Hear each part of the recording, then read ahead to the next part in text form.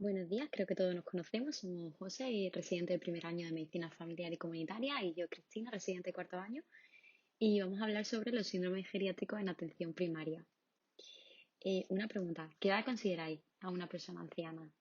¿Envejecimiento es lo mismo que enfermedad? Bueno, aquí llamamos viejo. El inicio de la vejez es difícil de establecer. El criterio que se utiliza puede ser político-social, a partir del momento en el que acontece la jubilación, o biológico, a partir del momento en el que se producen cambios en el organismo compatibles con lo que conocemos como envejecimiento. Si bien no existe un acuerdo sobre cuándo se inicia la vejez, diversos autores lo establecen entre los 70 y los 75 años y consideran a los mayores de 85 como muy viejos o muy ancianos. En función a ello se establece una clasificación en la que las personas de entre 70 y 75 años serían los ancianos jóvenes, entre 75 y 85 los ancianos y los muy viejos ancianos frágiles aquellos mayores de 85 años o según la Organización Mundial de la Salud aquellos mayores de 80 años. Otra clasificación que podemos hacer sería aquella en la que se engloban las características biopsicosociales. Hablaríamos de anciano sano cuando no padece ninguna enfermedad crónica ni tampoco un grado de problemática funcional ni social. Anciano enfermo si se presenta una patología crónica sin ser un anciano de riesgo. De forma transitoria se incluyen sujetos que están afectados por enfermedades agudas. Y anciano en situación de riesgo, que sería cuando presenta uno o más de los siguientes factores. Bien padecer una patología crónica invalidante, estar confinado en su domicilio, vivir solo, tener más de 80 años, padecer una situación de pobreza, estar afectado de malnutrición, estar aislado socialmente o carecer de apoyo familiar cercano, haber perdido recientemente a su pareja, sobre todo si es inferior a un año, y tener una enfermedad en fase terminal. La situación de estar en riesgo debe considerarse en relación con el alto grado de vulnerabilidad biopsicosocial que puede provocar la muerte, la pérdida de independencia o la institucionalización del anciano. Entendemos envejecimiento como los cambios morfológicos, bioquímicos, fisiológicos y psicológicos que acontecen como consecuencia del funcionamiento en el tiempo. Eso es producto de una relación compleja y dinámica entre la persona que envejece y los factores externos ambientales y ecológicos. Existe una gran diversidad en la forma de envejecer física y mentalmente. Son comunes los cambios que acontecen en el envejecimiento que determinen que la vejez sea una etapa del ciclo vital caracterizada por la disminución de la capacidad de respuesta o de adaptación a situaciones estresantes biopsicosociales. El anciano es más susceptible y vulnerable a problemas de salud que las personas jóvenes. No debe considerarse que el envejecimiento por sí mismo sea causa de enfermedad. La presencia de síntomas corresponde a la presencia de enfermedades y no a los cambios fisiológicos del envejecimiento. Durante el envejecimiento habrá cambios biológicos, cambios psicológicos y en esta tabla resumimos las funciones, los cambios biológicos que acontecen durante el envejecimiento. Y es que a nivel cardiovascular habrá situaciones de hipotensión postural, aumento de la sensibilidad a fármacos antihipertensivos, cardiotónicos y antirrítmicos. Habrá también una susceptibilidad al frío, disminuirá el aclaramiento de creatinina, esto es importante en la administración de fármacos que tengan eliminación renal, aumento de sensibilidad a la toxicidad renal y generalmente a los fármacos, como ya he dicho. Habrá también una pérdida de masa muscular y un aumento de la desmineralización ósea que favorece la osteoporosis, la artrosis y la mayor sensibilidad a las fracturas tras las caídas. A nivel neurosensorial, habrá presbiacusia, descenso de la agudeza auditiva, habrá también presbicia con descenso de la agudeza visual y a nivel del sistema nervioso central habrá expresión de diversas enfermedades como los trastornos cognitivos, afectivos o de ambos. Bueno, ¿y cuál es la magnitud del problema? ¿Por qué hablamos hoy de esto? El problema es que España envejece. Se estima que en 2050 un 35% de la población mundial será mayor de 65 años. Ya hay más mayores que nunca. Un 8,9 millones de españoles superan los 65 años. La Organización Mundial de la Salud estima que un 30% de los recursos sanitarios son destinados a este grupo de población. Y esto como médicos de familia nos importa, porque un 40% de nuestros pacientes en consulta serán mayores de 65 años y requerirán un mayor uso de fármacos, tendrán más ingresos hospitalarios, tendrán más patología crónica y esto irá aumentando a lo largo del tiempo. Como indica la Organización Mundial de la salud del anciano como mejor se mide es en términos de función, siendo la capacidad funcional mejor indicador de salud que el estudio de prevalencia de enfermedades. El término capacidad funcional se emplea en su sentido más amplio. Significa la habilidad para relacionarse y adaptarse a los elementos del entorno y para desarrollar las actividades de la vida diaria. Cuando medimos la capacidad funcional, estamos midiendo el nivel de funcionamiento del paciente en un determinado momento o en un periodo de tiempo. El concepto de capacidad funcional está incluido en el de salud, el cual a su vez se incluye influye dentro de la concepción de calidad de vida. La valoración del estado funcional tiene como objetivo cualificar y cuantificar la habilidad para el autocuidado, aplicada a las áreas denominadas colectivamente actividades de la vida diaria, dispuestas según una jerarquía y que constituyen uno de los fundamentos de la valoración funcional. Se dividen en actividades básicas de la vida diaria o actividades para el cuidado personal y las actividades instrumentales de la vida diaria o actividades para el mantenimiento del ambiente. Las primeras están en relación con el autocuidado y las últimas en la interacción con el entorno. Las causas de una incapacidad funcional en la persona anciana suelen ser múltiples y van a variar mucho de un anciano a otro. Entre los factores que más comúnmente se citan para la pérdida de capacidad funcional tenemos a factores físicos en cuanto a fragilidad física y movilidad, enfermedades, limitaciones sensoriales, consumo de fármacos, así como factores cognitivos y psicológicos y factores sociales y ambientales. ¿Y cómo medimos la funcionalidad? La efectividad de la valoración en el medio comunitario es controvertida y sus resultados a menudo son difíciles de interpretar debido a una ausencia de estandarización y descripciones poco detalladas del proceso de valoración o de la naturaleza específica de las intervenciones. ¿Qué se recomienda entonces? Aunque parece que hay efectos beneficiosos, todavía no existe suficiente evidencia para recomendar la aplicación sistemática en la consulta de atención primaria. Hasta disponer de métodos, cuestionarios de cribado validados en nuestro medio para identificar aquellos ancianos de riesgo que más se puedan beneficiar de esta valoración, su aplicación debe ser individualizada según la finalidad y el tipo de paciente seleccionado. Parece que se benefician aquellas personas con mayores factores de riesgo, como son mayores de 80 años, que recientemente han estado hospitalizados, que tienen un déficit de soporte social, las personas con pérdida de función leve y moderada, etcétera. Para valorar la funcionalidad de los pacientes podemos apoyarnos de las escalas de valoración. Estas escalas valoran la realización autónoma de actividades elementales como el baño, el aseo, el vestirse, que estarían dentro de las actividades básicas de la vida diaria, o aquellas más elaboradas como lavar ropa, preparar comida, viajar en transporte público, encajadas dentro de las actividades instrumentales de la vida diaria. Para ello, las que más se utilizan son la escala de Bartel, que valora las actividades básicas de la vida diaria, y el índice de Carr, que también valoraría las actividades básicas de la vida diaria. También disponemos de test de exploración neuropsicológica breves, entre los que destacan el cuestionario de Pfeiffer, el test de reloj y el Mini Mental Test. Ahora vamos a hablar sobre los síndromes geriátricos, que son un conjunto de cuadros originados por la concurrencia de una serie de enfermedades que tienen su expresión a través de cuadros patológicos no encuadrados en enfermedades habituales. Se describen en literatura 10 y son la inmovilidad, la inestabilidad y caída, la incontinencia urinaria y fecal, la demencia y el síndrome confusional agudo, las infecciones, la desnutrición, las alteraciones en vista y oído, el estreñimiento y la expectación fecal, la depresión y el insomnio, la iatrogenia, la inmunodeficiencia y la impotencia o las alteraciones sexuales. En primer lugar, hablaremos sobre la inestabilidad y las caídas. Las caídas es la consecuencia de cualquier acontecimiento que precipita al paciente al suelo en contra de su voluntad. La inestabilidad es una patología relativamente frecuente en el paciente anciano que a menudo se complica con caídas. Clínicamente se engloba dentro de los cuadros de mareo y trastornos de la marcha. Las caídas, por su alta frecuencia y las complicaciones que generan, son un importante problema de salud pública.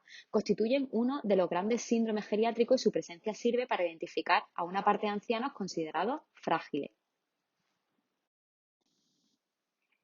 Como podemos ver en la tabla, existen factores extrínsecos y factores intrínsecos que aumentan el riesgo de caída.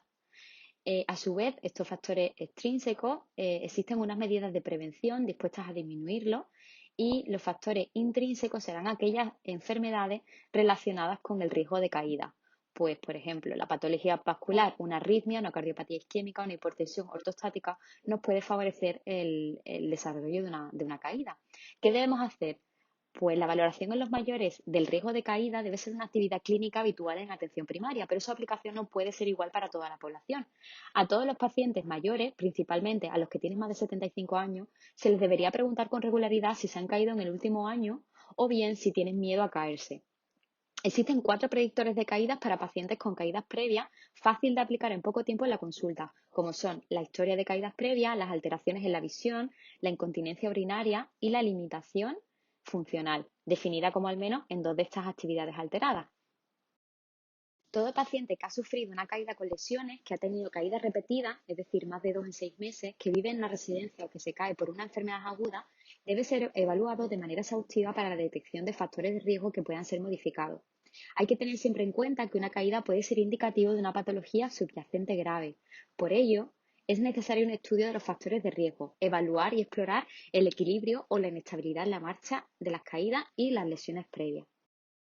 Las caídas tienen multitud de consecuencias que pueden ser consecuencias médicas como fracturas, contusiones, heridas, traumatismos.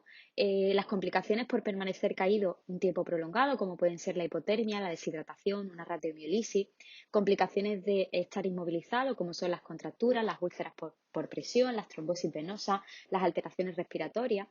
Además tiene unas consecuencias psicológicas llamadas síndrome postcaída, y es que los pacientes tienen miedo y cambian de forma conductual por el miedo al volverse a caer. ¿Esto qué repercusiones tiene? Pues la restricción de la actividad, el miedo a volver a caerse, la pérdida de confianza en sus propias capacidades. Esto a su vez tiene consecuencias sociales que cambian de hábitos de vida, aumenta su dependencia, cambio en el entorno familiar, y aumenta la dependencia sociosanitaria. También va a tener repercusiones económicas, un gasto directo por atención sanitaria de las consecuencias médicas y un gasto indirecto por la necesidad de cuidadores, modificación del entorno e ingresos en residencia. ¿Cómo lo podemos abordar desde nuestra consulta? Bueno, preguntar al paciente si se ha caído en el último año o tiene miedo a caerse. Que no, pues nos hacemos intervención. Recomendamos ejercicios de equilibrio y de fortalecimiento, es decir, ejercicio físico. Sí, ¿ha tenido caídas recurrentes? Bueno, pues valoramos las caídas. ¿Cómo las valoramos? Pues ver consecuencias físicas y psíquicas, la historia de la caída y si hubo otras previas, qué medicación toma, si tiene alguna alteración en la visión, valoramos la marcha y el equilibrio y todo el aparato locomotor, valoraremos el estado neurológico y cognitivo del paciente, el sistema cardiovascular, los factores sociales y medioambientales y las medidas rehabilitadoras posibles. Con ello, ¿qué conseguimos? Prevención, tratamiento y rehabilitación de los factores encontrados. ¿Solamente ha tenido una caída o tiene miedo a caerse? Pues valoramos la marcha y el equilibrio con los test que vamos a ver a continuación. Estas dos técnicas exploratorias nos van a permitir valorar el equilibrio y la marcha del paciente. La primera de ellas consiste en cronometrar cuánto tarda el paciente en levantarse de una silla con apoyabrazos, caminar 3 metros y volver a sentarse en su silla. Lo vamos a cronometrar y en función del tiempo nos va a valorar el riesgo. La segunda técnica sería mantener al paciente, el paciente debe mantener la bipedestación sobre un pie con la otra pierna flexionada durante 30 segundos, máximo 5 intentos. ¿Cuándo estará alterado? Si a partir de los 60 años no se mantiene un mínimo de 5 segundos. Aquí en esta tabla podemos ver las diferentes medidas preventivas que podemos hacer nosotros desde consulta y el nivel de evidencia de cada una de ellas. Algo importante en las caídas es enseñar al anciano a alcanzar la verticalidad y levantarse, porque más del 50% de los pacientes que se caen en la comunidad no pueden o no saben levantarse. Tienen que aprender que si se han caído en el suelo deben girar hasta alcanzar la posición de decúbito prono, apoyar después de una rodilla, luego la otra, alcanzar la posición de gateo y entonces levantarse trepando con la ayuda de algún mueble o repisa estable cercano hasta conseguir la bipedestación. Esto que parece muy obvio y que nos parece muy fácil puede no serlo para nuestros mayores. Pasamos ahora a hablar sobre el deterioro de la visión en los mayores. Las enfermedades más comunes son la degeneración macular asociada a la edad, el glaucoma, la catarata y la retinopatía diabética. La degeneración macular es la primera causa de ceguera irreversible en mayores de 65 años en países desarrollados y también en España. Las cataratas representan el 20% de las causas de ceguera y se considera la primera causa de ceguera reversible en el mundo occidental y de pérdida visual mayor de 75 años. El deterioro visual afecta a la calidad de vida y, aunque es frecuente, muchas veces no se percibe como una patología por considerarse un proceso normal del envejecimiento, pero sí que es cierto que repercute en la independencia de la persona, tanto por limitaciones físicas, es decir, asociarse a una disminución de la movilidad y un aumento de la frecuencia de caída, así como funcionales, al repercutir en las actividades de la vida diaria, más en las instrumentales que en las básicas, psicológicas, al asociarse con procesos depresivos y de deterioro cognitivo y sociales, por un aumento en accidentes de tráfico y porque se tiende al aislamiento y al aumento de la institucionalidad. También esto se va a considerar un predictor de mortalidad. ¿Qué cambios oculares ocurren en el envejecimiento? Por el envejecimiento se producen una serie de cambios oculares, tanto anatómicos como fisiológicos, que van a conducir a un deterioro visual. Estos cambios, pues los párpados pierden elasticidad, aumentan la flacidez, hay mayor lagrimeo espontáneo, hay sequedad ocular, se aumenta el arco corneal, el cristalino produce catarata y aparece la presbicia, es decir, la disminución de la acomodación y los problemas de reflexión. Al igual que la retina va a haber una pérdida de células nerviosas. Esta tabla muestra las tres principales patologías visuales mayores, como son la catarata, el glaucoma y la degeneración, los factores causales, el riesgo, los síntomas que puede tener nuestro paciente y el diagnóstico y el tratamiento.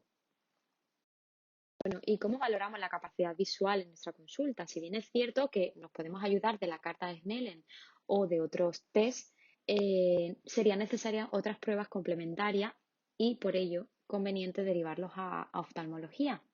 ¿Es eficaz esta intervención en nuestros pacientes? Bueno, se ha demostrado que más de la mitad de las personas mayores de 75 años mejoraron su visión con tratamiento por la corrección de la refracción o bien por la cirugía de catarata. ¿Y qué actividades preventivas podemos realizar desde la consulta? No se conocen actividades de prevención primaria, salvo disminuir los factores de riesgo de las patologías, y las recomendadas de prevención secundaria son la realización de un diagnóstico precoz y un tratamiento adecuado. No existen datos sobre la validez del uso de optotipos, del oftalmoscopio y del tonómetro en atención primaria. En cuanto a las alteraciones en la audición, en los mayores y la hipoacusia, consideramos sordo al paciente que tiene un trastorno tan importante en la audición que no puede procesar la información lingüística por medio de la audición, utilice o no audífono. Existen tres tipos de hipoacusia, como conocemos, de transmisión, de percepción y la mixta, y esto va a tener una importancia ya que con el paso de los años produce un deterioro celular que afecta al oído interno, al nervio auditivo, al núcleo coclear y a la corteza cerebral que ocasionan un déficit en la recepción e integración de sonido. Este deterioro sensitivo se acusa en las frecuencias más altas y se acompaña de dificultad en entender la palabra hablada y la comprensión verbal si se habla rápidamente. ¿Qué importancia tiene esto? Pues la hipoacusia es un problema frecuente en personas mayores y se ha asociado a consecuencias físicas, mentales y funcionales que condicionan aislamiento, depresión, deterioro cognitivo, dependencia y frustración, con una reducción en la calidad de vida y en las relaciones sociales. También se ha asociado un incremento en la mortalidad de hombres. Dado que la pérdida se produce de una forma progresiva, a menudo va pasando desapercibida y solo ¿cómo realizamos el enfoque diagnóstico? Bueno, la audiometría formal es la referencia estándar para el diagnóstico de hipoacusia y también existen cuestionarios de cribado de la pérdida auditiva. Pruebas de cribado serían preguntarle al paciente, bueno, si tiene problemas en la audición, si cree que tiene una pérdida auditiva, si tiene alguna dificultad para oír. Podemos realizar el test de susurro, el test del roce con los dedos o el test del cronómetro. Ahora vamos a hablar del manejo farmacológico en el paciente anciano. ¿Qué importancia tiene esto? En la actualidad, la mayor parte del gasto farmacéutico se concentra en las personas mayores de 65 años, siendo frecuentes en dicha población la polifarmacia, definida como el consumo de 4 o más fármacos, la autoprescripción y el mal uso de fármacos, tanto en lo que respecta a los errores de dosificación como en lo que se refiere al incumplimiento terapéutico. Asimismo, una importante proporción de los ingresos hospitalarios del anciano está relacionada con el consumo de fármacos.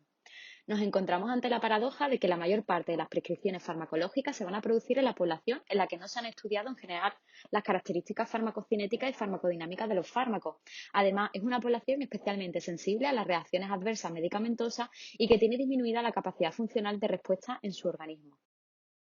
¿Es distinta la respuesta farmacológica en la población anciana? Sí. Existen múltiples factores que originan que la respuesta farmacológica en la población geriátrica sea diferente que en personas de menor edad.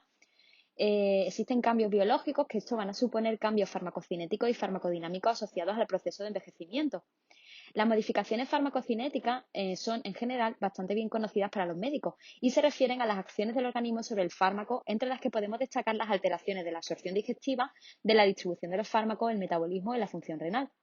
En el paciente anciano, los cambios más relevantes a este nivel son la disminución del aclaramiento renal y las modificaciones del volumen de distribución.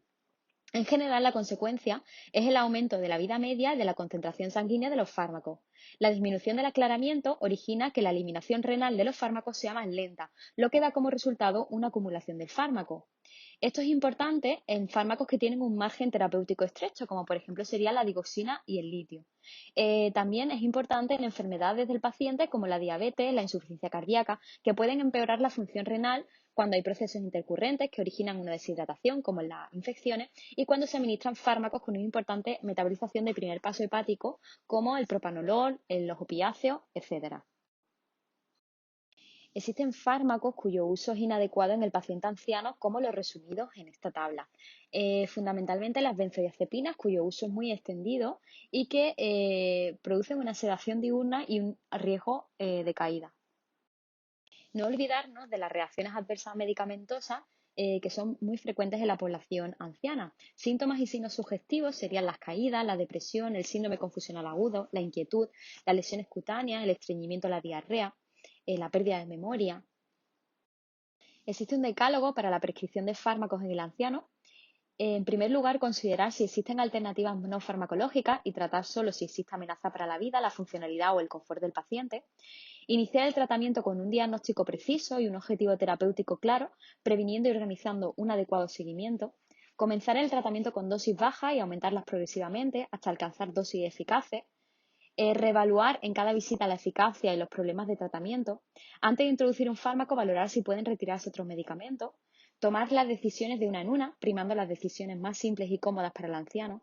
Ajustar las dosis del fármaco, evitar los fármacos de larga vida media o que se acumulen y procurar dar el menor número posible de fármacos. Realizar una historia medicamentosa del paciente, delimitar las prescripciones por un tiempo definido y encuestar sobre la polifarmacia de forma regular. Escoger el fármaco más apropiado para el anciano y evitar las medicaciones inadecuadas, recordando que los medicamentos pueden dar lugar a enfermedades. Y recordar que la edad no contraindica ningún tratamiento potencialmente beneficioso. Existe el sistema personalizado de dosificación y medicación que lo realizan las farmacias con la medicación del paciente. En Ceuta contamos con una farmacia que lo realiza y la verdad es que facilita bastante la administración de medicamentos a la población anciana. Inmovilidad. Se define síndrome de inmovilización como el descenso de las capacidades para desempeñar las actividades de la vida diaria provocado por el deterioro de las funciones motoras. Se caracteriza por la reducción de la tolerancia al ejercicio físico, debilidad muscular progresiva y, en casos graves, pérdida de los automatismos y reflejos posturales necesarios para la deambulación. Epidemiología. Generalmente, las personas mayores a 65 años presentan algún grado de dificultad de movimiento en un 18% y mayores a 75 años en hasta un 50%. De un 7 a un 22% de los ancianos hospitalizados sufren restricciones físicas. Existen numerosas patologías de diversos orígenes que afectan la movilidad. Algunos ejemplos dentro de los más comunes son los siguientes: de origen musculoesquelético, como son las artrosis, fractura de cadera, artritis inflamatoria; de origen neurológico, como los accidentes cerebrovasculares, enfermedad de Parkinson, demencia; cardiovasculares, como la insuficiencia cardíaca congestiva y la enfermedad coronaria; pulmonares, como el EPOC, y otros como la ceguera. También dentro de las causas de inmovilidad encontramos muchas que no son patologías en sí, sino alteraciones fisiológicas asociadas al envejecimiento. Entre estas tenemos las sensoriales, como son la disminución de la sensibilidad propioceptiva y la disminución de los reflejos correctores, y las motoras, como la pérdida de masa muscular. La inmovilidad afecta de manera más directa o indirecta a diversos órganos y sistemas. El sistema cardiovascular presenta alteración del flujo sanguíneo, lo que puede provocar síncopes, fatigabilidad y tromboembolismos. El sistema musculoesquelético puede presentar una disminución de hasta un 55% de la fuerza muscular a las semanas de inmovilización. El sistema respiratorio presenta un aumento de la producción de moco y disminución del movimiento ciliar y una elevada tendencia a la bronconeumonía por aspiración. En el sistema genitourinario, presencia de cálculos e infecciones urinarias recurrentes. En el sistema digestivo, anorexia, trastornos de la deglución, reflujo gastroesofágico, constipación, etc. En el sistema endocrino, resistencia a la insulina, aumento de paratormonas y deficiencia inmunológica. En la piel, la presión continua mayor al riesgo capilar de 32 milímetros de mercurio por más de 2 horas favorece el desarrollo de úlceras por presión. El abordaje de la inmovilidad debe ser proactivo y no reactivo, es decir, se deben prevenir las causas que conducen a la inmovilidad y no solo solucionar los problemas que esta causa. Se deben facilitar y estimular el desempeño en diversas actividades de la vida diaria a través de métodos compensatorios como las modificaciones ambientales, el equipamiento adecuado y la asistencia. El abordaje de la inmovilidad debe ser proactivo y no reactivo, es decir, se deben prevenir las causas que conducen a la inmovilidad y no solo solucionar los problemas que esta causa. Se deben facilitar y estimular el desempeño en diversas actividades de la vida diaria a través de métodos compensatorios como las modificaciones ambientales, el equipamiento adecuado y la asistencia. Destacar como uno de los puntos más importantes en el manejo de las úlceras por presión, que es una de las consecuencias más comunes en los ancianos con limitación importante de la movilidad. En estos casos, son primordiales los cambios posturales, como máximo cada 2 horas, una hidratación adecuada de la piel y la vigilancia cercana y estrecha en busca de signos incipientes de sufrimiento cutáneo. Incontinencia urinaria. La incontinencia urinaria se define como la pérdida involuntaria de orina que condiciona un problema higiénico y o social. No hay un consenso absoluto en cuanto a la prevalencia de la incontinencia urinaria, probablemente debido a que los propios pacientes son reticentes a la hora de declarar este problema, rondando apenas en un 20% los afectados que buscan ayuda.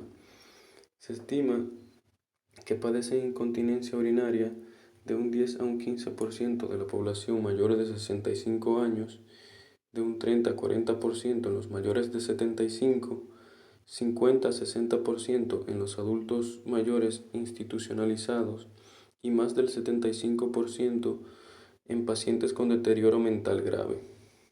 Dentro de los tipos y causas de incontinencia tenemos la de esfuerzo o estrés. En esta existe un aumento de la presión intravesical que supera la resistencia del esfínter uretral. Este tipo es el más frecuente en la mujer. Dentro de sus causas están el déficit estrogénico, múltiples partos, lesión del nervio pudendo y cirugías urológicas. En las incontinencias urinarias de urgencia, las contracciones del detrusor superan en intensidad a la presión intrauretral. Esta es la más común en el anciano y dentro de sus causas tenemos la cistitis, vaginitis, lesiones medulares, litiasis, tumores cerebrales, entre otras. En la incontinencia por rebosamiento, la presión intravesical excede a la ureteral, pero con grandes cantidades de orina en la vejiga. Es más frecuente en varones. Dentro de sus causas tenemos la hiperplasia prostática benigna, la neuropatía diabética, estenosis ureterales, fecalomas y los fármacos anticolinérgicos, diuréticos, calcioantagonistas, etc. Y por último tenemos la incontinencia funcional, que ocurre cuando hay una limitación para acceder a un lugar adecuado, principalmente debido a alteraciones musculoesqueléticas, depresión, inhibición, demencia o entorno poco favorecedor. A todo paciente mayor de 75 años se le debe interrogar acerca de si ha presentado en algún momento incontinencia urinaria, aun cuando éste no lo refiera por sí solo. Dentro de las medidas terapéuticas, se debe procurar una ingesta de líquidos adecuada y en cantidad correctamente distribuida a lo largo del día. También son muy útiles los ejercicios de Kegel, que fortalecen la musculatura pélvica mediante contracciones voluntarias y sostenidas durante 5 a 10 segundos. Se recomiendan de 20 a 30 contracciones 3 a 4 veces al día y una duración mínima de 15 a 20 semanas. El reentrenamiento vesical, que trata de restablecer el hábito miccional vaciando la vejiga antes de percibir el deseo miccional. Por otro lado, tenemos la terapia farmacológica, en la que existen dos mecanismos de acción: los que favorecen la capacidad vesical al disminuir la amplitud de las contracciones del detrusor, por lo que se recomiendan en incontinencias que tengan un predominio del tipo incontinencia de urgencias, y el otro grupo de fármacos que favorece la resistencia en la zona de la salida vesical y la presión intraureteral, por lo que están indicados en las incontinencias del tipo incontinencia de esfuerzo.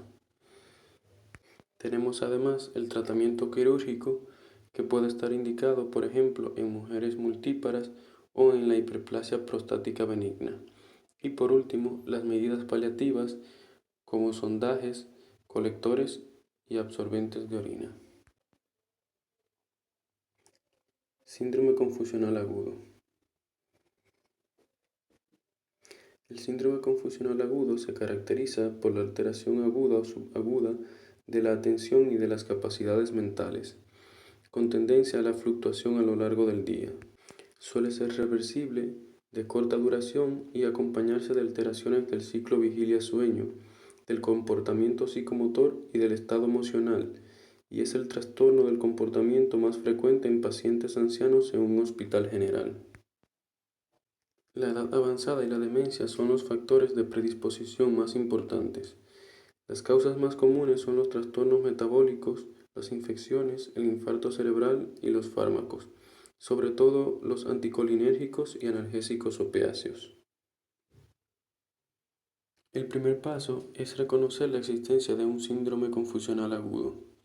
Debemos buscar cambios en el estado mental de inicio agudo, es decir, en horas o días, déficit de atención, pensamiento desorganizado, fluctuaciones entre hipo e hiperactividad, desorientación, usualmente primero temporal y luego espacial. Y ya luego podemos centrarnos en el diagnóstico etiológico, entre los que principalmente se encuentran los ya mencionados como los trastornos metabólicos, las infecciones, el infarto cerebral y los fármacos. Así como el diagnóstico, el tratamiento debe ser enfocado de forma dual, es decir, tanto de la causa del síndrome confusional agudo como de sus síntomas propiamente dichos. La hipoxia y la hipoglucemia pueden poner en peligro la vida del paciente y deben ser considerados de inmediato. También deben vigilarse de forma estrecha y corregirse los desbalances en el equilibrio electrolítico, así como descartar una intoxicación farmacológica. Ya en lo concerniente al tratamiento sintomático, es importante mantener una estimulación sensorial adecuada, evitando tanto la sobreestimulación como la deprivación sensorial. Se debe estructurar un ambiente familiar, facilitándole al paciente una radio o televisor, un calendario, un reloj, fotos familiares y objetos personales, y se debe promover el soporte social, incluyendo visitas de familiares próximos. Es preferible reducir al mínimo el uso de fármacos, revisando toda la medicación, retirando la que no sea necesaria y reduciendo al mínimo la que sí lo sea. Si el comportamiento del paciente es potencialmente peligroso, interfiere con los cuidados médicos o le causa mucha ansiedad, puede ser necesaria la administración de neurolépticos o ansiolíticos. La duración promedio del síndrome confusional agudo es de entre unos pocos días a 2 semanas. En la mayoría de los casos, si la causa subyacente se corrige precozmente, el pronóstico es bueno. Demencias. La demencia es un estado clínico caracterizado por una pérdida de funciones cognitivas que es capaz de afectar las actividades funcionales del paciente y supone una disminución de estas capacidades en relación con un nivel previo. La prevalencia de forma global oscila entre el 5 y el 10% y aumenta de forma exponencial a partir de los 65 años. Las demencias pueden clasificarse etiológicamente dependiendo su mecanismo de origen.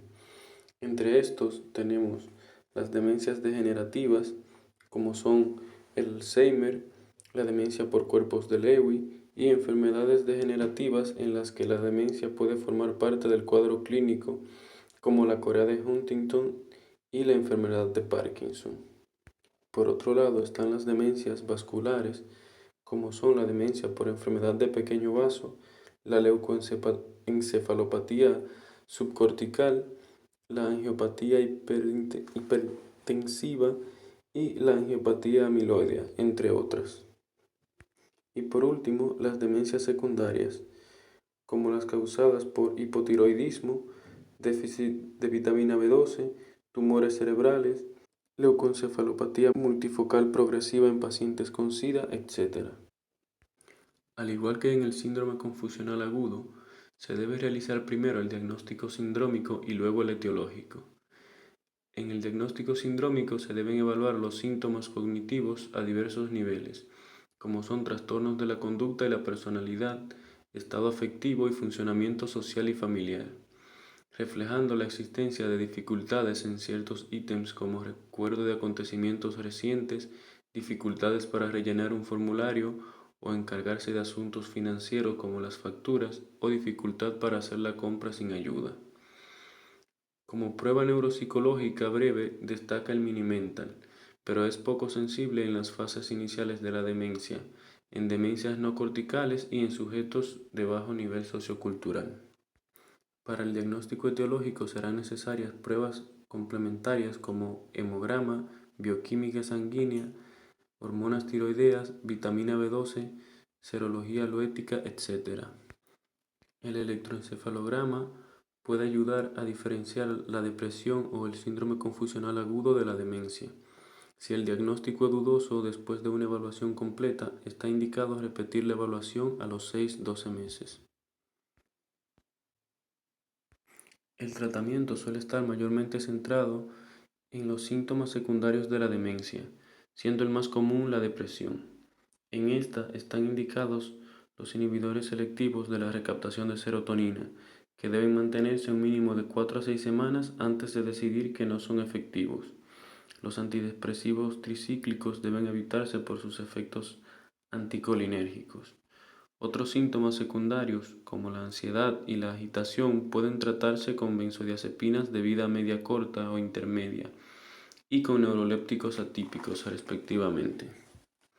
Para el tratamiento de los síntomas primarios de demencia se utilizan, en el caso de la enfermedad de Alzheimer, los inhibidores de la acetilcolinesterasa, como el donepezilo, la ribastigmina y la galantamina. En las demencias de origen vascular deben tenerse en cuenta las medidas higiénico-dietéticas como el abandono del hábito tabáquico, realizar ejercicio físico y reducir el consumo de alcohol, y el tratamiento médico de los factores de riesgo como son los antihipertensivos, hipolipemiantes, antiagregantes, plaquetarios, etc. Depresión. Se entiende por depresión a aquel estado de ánimo triste que persiste pese a haberse disipado la causa externa, o a una expresión desproporcionadamente de ésta. Junto a la tristeza aparecen otros síntomas, como alteraciones del sueño, del apetito, del contenido del pensamiento y síntomas corporales que interfieren gravemente con la calidad de vida. Es importante recalcar que la depresión debe ser siempre considerada como una patología y en ningún contexto forma parte normal del envejecimiento. Según la Organización Mundial de la Salud, la depresión es, junto con la demencia, la enfermedad mental más frecuente en los ancianos. Sin embargo, la prevalencia varía enormemente dependiendo de las circunstancias en que los pacientes se encuentren. Un 10% de los ancianos que viven en la comunidad padecen depresión, de un 15 a un 35% de los que viven en residencias, de un 10 a un 20% de aquellos hospitalizados, un 40% que tienen un trastorno somático y hasta un 50% de los hospitalizados en un centro psiquiátrico.